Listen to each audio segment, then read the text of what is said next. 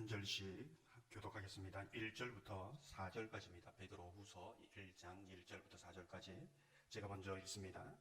예수 그리스도의 종이며 사도인 시몬 베드로는 우리 하나님과 구주 예수 그리스도의 의를 힘입어 동일하게 보배로운 믿음을 우리와 함께 받은 자들에게 편지하노니,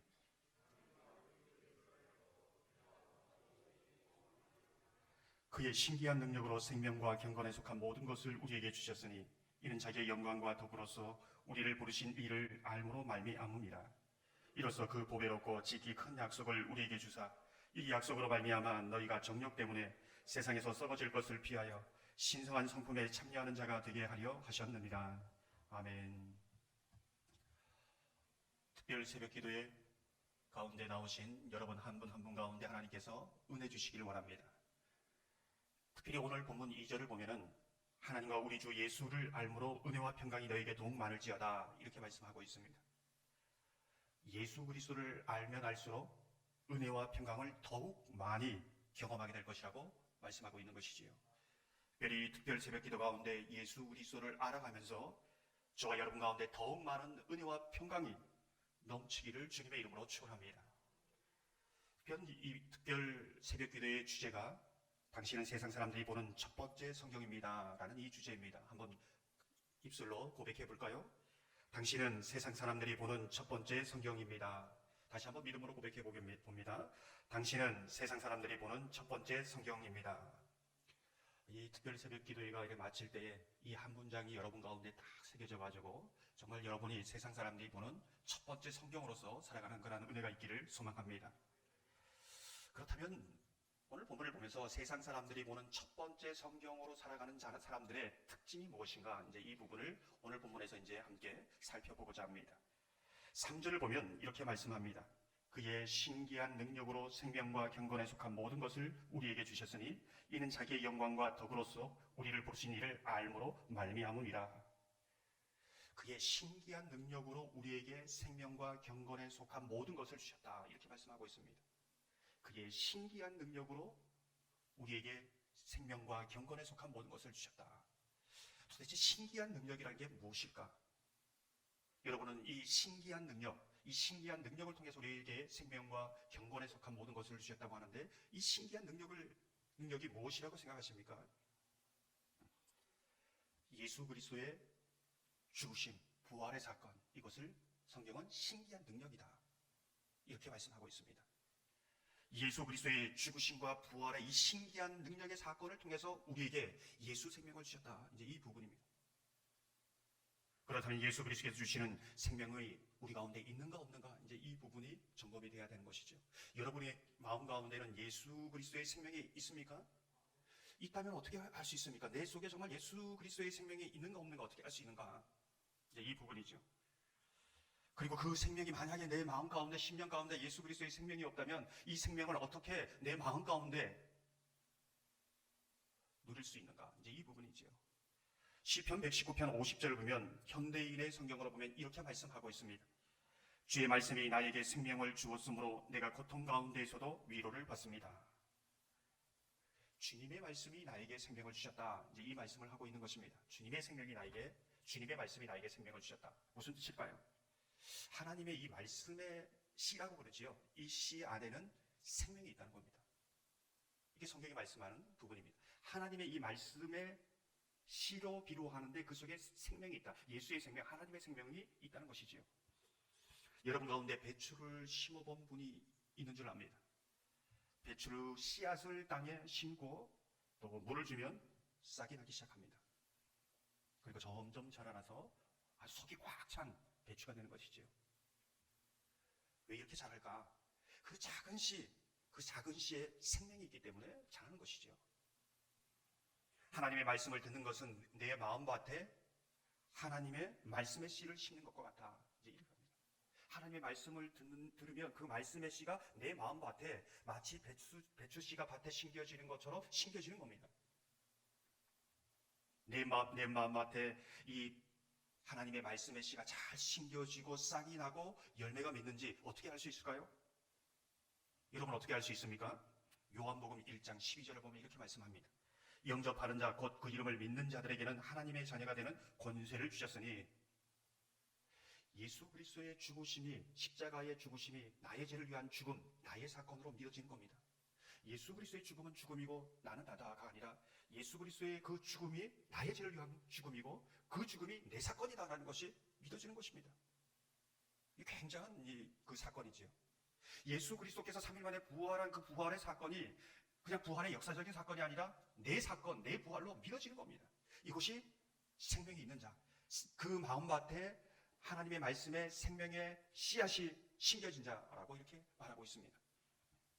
그 믿어지는 역사를 생명의 역사라고 말하고 있습니다. 예수 생명이 내 안에 심겨지고 싹이 나고 자라는 역사이지요. 이것은 신기한 능력이다. 어떻게 하나님의 생명이, 예수의 생명이 내 마음 가운데 들어올 수 있느냐? 바로 이러한 신기한 능력으로 우리 가운데 들어오는 것이죠. 그래서 우리는 새로운 피조물로 완전히 바뀌어지는 겁니다. 예수의 생명이 여러분 가운데 있습니까? 이 부분이 확실하게 점검이 되어야 됩니다. 오늘 4절, 예수 생명이 여러분 가운데 심겨지면 어떤 역사가 일어나는가? 4절을 함께 읽어보시겠습니다. 이로써 그 보배롭고 지극히 큰 약속을 우리에게 주사 이 약속으로 말미암아 너희가 정욕 때문에 세상에서 썩어질 것을 피하여 신성한 성품에 참여하는 자가 되게 하려 하셨느니라. 아멘. 여기서 보는 게 신의 성품입니다. 신의 성품. 신의 성품에서 이 성품이라는 헬라어 피시스는 내 본질, 종류, 천성의 완전히 바뀌다. 이제 이런 뜻이 있는 것이죠. 무슨 뜻입니까? 내 본질 자체가 하나님의 본질로 바뀐다는 겁니다. 내 종류가 그냥 인간적인 어떤 그런 종류가 아니라 하나님의 그러한 본질로 바뀐다는 것이죠. 내 존재 자체가 완전히 바뀌는 겁니다. 이걸 새로운 피조물이 된다. 이제 이 부분입니다. 인간이 조금 노력해서 내가 조금 나아지고 좀 괜찮은 사람이 되고 그런 부분이 아닙니다. 신의 성품이 된다. 완전 존재 자체가 바뀐다는 것이죠. 하나님의 본질로 완전히 바뀐다는 것입니다. 종류 자체가 다릅니다. 똑같이 인간인 것 같은데 하나님의 사람입니다. 하늘의 사람입니다. 하늘 상속자로 바뀌는 겁니다. 이건 신기한 능력입니다. 우리에게 복음입니다. 예수를 믿음으로 말씀의 씨가 그 생명이 내 안에 들어오면서 존재가 본질 자체가 완전히 하나님의 그 본질로 바뀌어지는 겁니다. 겉으로는 멀쩡한데 본질 자체가 완전히 바뀌어지는 것이죠. 세상 종교는 조금 선한 일을 하고 조금 괜찮게 살면 좀 괜찮은 사람이라 아닙니다. 존재 자체가 바뀌어집니다. 어떤 종교에도 있을 수 없는 사건이지요. 어떤 종교도 흉내낼 수 없는 사건, 이 사건이 바로 예수 그리스도의 복음의 사건입니다. 이 사건이 저와 여러분의 개인적인 주관적인 사건이 되기를 주님의 이름으로 축원합니다. 개라는 종류는 개를 낳을 수밖에 없습니다. 닭이라는 종류는 닭이라는 종류를 낳을 수밖에 없습니다. 원숭이라는 종류는 원숭이밖에 나올 수 없습니다. 그런데 예수께서 진리로 낳은 자녀는 예수의 자녀여 예수의 사람입니다. 예수의 생명을 가진 사람입니다. 이것이 신기한 능력입니다. 복음입니다. 그래서 여러분과 저는 이 생명, 이 믿어지는 내 사건으로 고백되어질 때에 예수의 사람, 하늘의 사람, 하나님의 본성을 가진 사람, 본질 자체가 영적인 존재, 하나님과 교통하는 영의 사람으로 바뀌어지는 것이지요. 이게 분명해야 됩니다. 여기서부터 복음이 시작되는 것이지요. 사랑하는 성도 여러분, 하나님의 말씀이 저와 여러분의 마음속에 믿음으로 심겨지기를 주님의 이름으로 축원합니다. 예수 생명으로 거듭나서 본질이 하나님의 신의 성품, 하나님의 본질로, 종류로 바뀌어지는 새로운 피조물로 살아가시기를 주님의 이름으로 축원합니다. 예수의 생명이 여러분의 심령 가운데 싹이 나고 예수의 생명으로 열매 맺는 그러한 예수의 사람이 되기를 주님의 이름으로 축원합니다. 오늘 본문을 계속해서 보면 그럼 신기한 능력으로 예수의 생명으로 거듭났다면 오늘 보면 예수의 생명과 경건에 속한 모든 것을 우리에게 주셨다 이렇게 말씀하고 있습니다. 무슨 뜻일까요? 3절을 다시 한번 이 말씀을 생각하면서 읽어보시겠습니다. 함께 읽어봅니다. 그의 신기한 능력으로 생명과 경건에 속한 모든 것을 우리에게 주셨으니 이는 자기의 영광과 덕으로서 우리를 부르신 이를 알므로 말미암으니라. 아멘. 그럼 예수의 본성이 있다는 것은 예수 그리스도의 죽음과 부활의 사건이 내 사건으로 믿어지면서 내가 이제 영적으로 하나님과 기도하면서 소통하게 되고 주님의 하나님의 말씀을 읽을 때 내게 주시는 말씀으로 읽려지고 찬송을 부르면서도 영적인 하나님과의 교감이 있고 소통이 있는 거죠. 근데 정말 예수의 생명이 있는 사람의 분명한 특징이 있다는 것입니다. 정말 예수의 생명이 있다면 어떤 영적인 하나님의 본성을 가지고 살아가는가, 영적인 본성을 가지고 살아가는가, 오늘 보면은 경건입니다. 경건. 정말 내가 예수의 생명이 있는가 없는가를 아주 분명한 척도가 내가 경건하게 살고자 한다는 것이죠. 이 경건이란 무엇인가? 이 경건이라는 것은 하나님의 말씀에 순종하고자 하는 마음입니다. 경건의 정리를 많이 이제 여러 가지 정리를 하지만 성경 전체, 신구약 전체를 볼 때에 이 경건은 하나님의 말씀을 따라 살고자 하는, 순종하고자 하는 본성, 마음을 경건이라고 합니다. 예수 그리스도의 죽음과 부활이라는 이 DNA가 여러 번 심령 가운데 심겨질 때에 나타나는 특징이, 순종하면 도저히 인간적인 생각으로는 안 될 것 같습니다. 순종하면 정말 죽을 것 같습니다. 그런데 믿음으로 순종하는 것이지요. 아니, 순종할 수 있는 믿음을 주십니다. 그래서 순종할 때에 부활의 능력을 경험하는 것이지요. 이게 굉장한 은혜입니다. 베드로, 이제 같은 이 베드로 전체를 볼 때 베드로후서 2장 5절을 보면 이렇게 말씀합니다. 옛 세상을 용서하지 아니하시고 오직 의를 전파하는 노아와 그 7 식구를 보존하시고 경건하지 아니한 자들의 세상에 홍수를 내리셨으니, 무슨 뜻일까요? 노아가 경건한 사람이라는 것입니다. 저 방주에 들어간다는 그 자체가 말도 안 되는 얘기입니다. 손해보는 일입니다. 오히려 방주에 사는 것은 정말로 이 정신 이상자입니다. 하나님이 말씀하셨습니다. 죽을 것 같은데 120년 동안 이 방주를 만들지 않습니까? 순종하지 않습니까? 안 될 것 같은데, 비가 한 번도 내린 적이 없는데 안 될 것 같은데 하나님이 말씀하셨으니 순종하는 겁니다. 그리고 하늘문이 열리고 비가 내리고 홍수의 심판이 있다는 것을 경험합니다. 그 속에서 살아나는 역사, 구원의 역사를, 부활을 경험하는 것이지요. 이게 경건한 겁니다. 경건한 사람은 하나님의 본성을 가지고 하나님의 말씀대로 살아가려고 애를 씁니다. 그러다가 실패하지요. 그런데 다시 일어섭니다. 고민합니다. 근심합니다. 그리고 다시 순종의 삶으로 나가는 것이, 그 하나님의 생명, 예수의 생명이 없는 사람은 내가 말씀을 순종해도 순종하지 않아도 고민하지 않습니다. 근심하지 않습니다. 염려하지 않습니다. 그래서 성경은 그러한 고민을 거룩한 고민, 거룩한 근심이라고 말하고 있는 것이지요. 예수의 생명이 있는 사람은 그렇습니다. 이와 반대로 예수를 믿는다고 하는데, 예수의 생명이 있다고 하는데 말씀에 순종하지 않습니다. 마치 여리고성 사람들처럼 하나님의 말씀에 순종하는 것을 어리석은 것으로, 겁쟁이로, 세상 물정 모르는 사람으로 치부해버립니다. 이게 경건하지 않은 사람, 예수의 생명이 없는 사람의 모습이라는 것을 말해주고 있는 것이지요. 디모데는 이러한 사람을 경건의 모양은 있으나 경건의 능력은 부인한 자라, 이렇게 정의합니다. 이것이 다른 세상 사람들의 모습은 당연한 거고, 예수 그리스도를 믿는데 이렇게 살아간다는 것입니다. 경건의 모양이 있습니다. 예배를 드립니다. 기도도 잘합니다. 그러나 하나님의 말씀에 순종하는 것, 그거는 전혀 관심이 없습니다.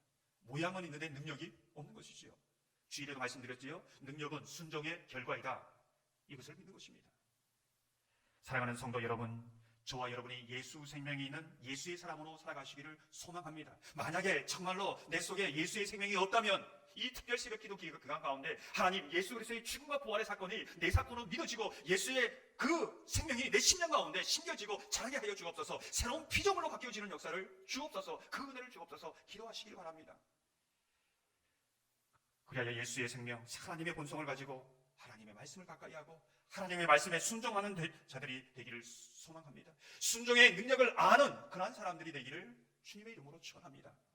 그렇게 살아가는 저와 여러분이 세상 사람들이 보는 첫 번째 성경, 첫 번째 전도지, 그러한 하나님의 사람이 되기를 주님의 이름으로 축원합니다. 함께 기도하겠습니다. 사랑의 하나님, 우리가 무엇이간데 하나님의 말씀을 듣게 하시고 믿어지게 하여 주셔서 우리 심령 가운데 예수의 생명, 하나님의 생명을 주시나입니까? 우리의 영혼이 깨어 하나님을 아빠, 아버지라 부르고 예수 그리스도를 나의 주, 나의 하나님이다 고백하며 찬양하며 나아갑니다. 하나님의 음성을 듣습니다. 하나님의 그 거룩한 소원이 우리 심령 가운데 아버지 하나님 나타난 것을 고백합니다. 주님, 우리의 그 심령 가운데 하나님의 본성을 가지고 하나님을 사랑하며 하나님의 말씀을 가까이 할 수 있게 하여 주옵소서. 하나님의 말씀을 따르고자 하는 그 열정을 허락하여 주옵소서. 순종할 때에 순종하면 죽을 것 같은데, 순종하면 안 될 것 같은데, 순종함으로 부활의 능력을 경험하는 예수의 사람, 생명을 가진 사람, 하나님의 사람, 새로운 피조물이 될 수 있게 하여 주시옵소서. 그래야 우리가 예수님이 이 세상에 첫 번째 성경으로, 말씀으로 우리에게 오셨던 것처럼 예수의 생명을 가진 우리가 세상 속에 첫 번째 성경으로 살아가는 은혜의 역사를 누리며 살아갈 수 있도록 역사하여 주시옵소서. 감사하오며 우리 주 예수님 이름으로 간절히 기도하옵나이다. 아멘.